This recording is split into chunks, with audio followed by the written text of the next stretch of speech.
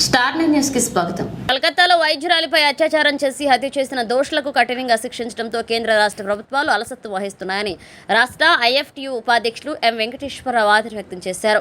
ఈ ఘటనపై ప్రభుత్వం స్పందించాలని కోరుతూ విశాఖపట్నం జిల్లా పెందుర్తిలో ప్రగతిశీల మహిళా సంఘం ఐఎఫ్టియు సంఘాల ఆధ్వర్యంలో కొవ్వొత్తులతో నిరసన కార్యక్రమాన్ని నిర్వహించారు. ఈ సందర్భంగా వెంకటేశ్వరరావు మాట్లాడుతూ వైద్యురాలిపై అత్యాచారం జరిగి 26 రోజులు గడుస్తున్న ప్రభుత్వం స్పందించకపోవడం బాధాకరమన్నారు.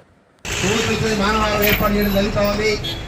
ఐఎఫ్టియు, టీఓడబ్ల్యూ తదితర ప్రజా సంఘాలన్నీ ఈ కార్యక్రమానికి సంఘీభావం తెలియజేశాయి. దానిలో భాగంగా ఈరోజు అనకాపల్లి పార్లమెంటరీ నియోజకవర్గ పరిధిలోనే పెందుర్తి అసెంబ్లీ నియోజకవర్గంలో కేంద్రంలో ఈరోజు ఈ కార్యక్రమం నిర్వహించడం జరుగుతూ ఉంది. దేశవ్యాప్తంగా పెద్ద ఎత్తున ఆందోళన జరిగినప్పటికీ పశ్చిమ బెంగాల్ ప్రభుత్వం కానీ కేంద్ర ప్రభుత్వంతో నియమించినటువంటి సిబిఐ కానీ దీని మీద ఏ రకమైనటువంటి దోషుల్ని తేల్చలేకపోయి మొత్తం సాక్ష్యమంతా మాఫీ చేసి మరి ఇలాంటి పరిస్థితుల్లో సుప్రీంకోర్టు స్వయంగా జోక్యం చేసుకొని ఈరోజు కేసును విచారిస్తూ ఉంది. అయితే సుప్రీంకోర్టు కూడా సిట్టింగ్ జడ్జి తోటి విచారణ జరిపే విధంగా నిర్ణయం చేయగలిగినప్పుడే వాస్తవాలు రాబడడానికి అవకాశం ఉంటుందని ప్రజా సంఘాలుగా భావిస్తున్నాం. అందుకని సుప్రీంకోర్టు సిట్టింగ్ జడ్జి విచారణ జరపాలని చెప్పేసి మేము కోరుతా ఉన్నాం. ఆ సుప్రీంకోర్టులో సిట్టింగ్ జడ్జితో పాటు ఎప్పుడైనా కమిటీలో ఏర్పాటు చేసి ఆ రకంగా త్వరితగతిన దోషుల్ని తేల్చాలి.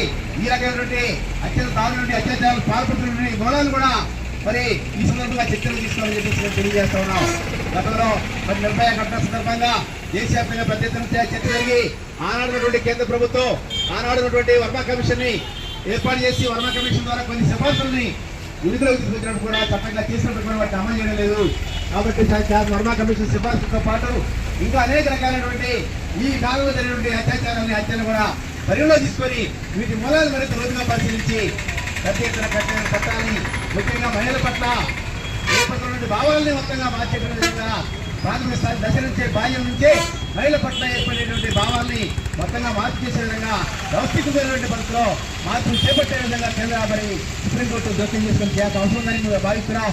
అదేవిధంగా ఈ మొత్తం ఘటనలో ముఖ్యంగా అభయం జరిగినటువంటి ఈ ఘటనలో పశ్చిమ బెంగాల్ ప్రభుత్వం కానీ అక్కడ అధికార వ్యవస్థ కానీ అక్కడ రాజకీయ నాయకత్వం కానీ మొత్తంలో కూడబెట్టుకొని ఆ అభయం జరిగినటువంటి అత్యాచార ఘటనని మరి వెలుగులోకి రానికుండా అడ్డుకున్నారు. కాబట్టి వాళ్ళందరి మీద కూడా మరి అక్కడ సాక్ష్యాన్ని మాఫీ చేసినటువంటి నేరం కింద అందరినీ కఠినంగా శిక్షించాలని చెప్పేసి మేము డిమాండ్ చేస్తున్నాం. ఆ పరిధిలోకి అందరూ తీసుకొచ్చి వాళ్ళని కూడా అరెస్ట్ చేయాలని చెప్పేసి మేము డిమాండ్ చేస్తున్నాం.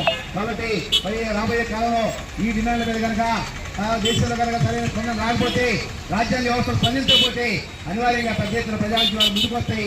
దానికి రాజ్యాంగ వ్యవస్థలే మరి బాధ్యత వహించాల్సిన పరిస్థితి ఉంటుంది. ఎన్నుకోబడినటువంటి అధికారులే బాధ్యత అధికార ప్రభుత్వాలే బాధ్యత వహించాల్సి ఉంటుందని ప్రజా సంఘాలుగా మేము తెలియజేస్తున్నాం.